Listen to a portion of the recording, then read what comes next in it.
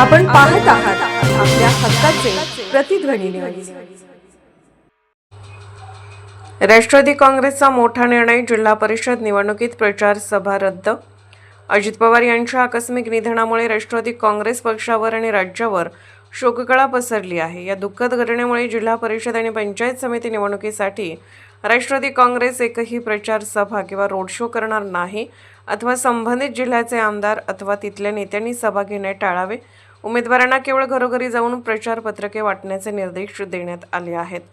निवडणूक जिंकल्यानंतरही कोणत्याही प्रकारची विजय मिरवणूक काढली जाणार नाही असे पक्षाने स्पष्ट केले आहे।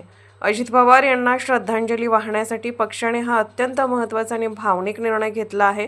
आता नेत्यांच्या मोठ्या सभांशिवाय उमेदवारांना घरोघरी जाऊन मतदारांशी संवाद साधावा लागणार आहे।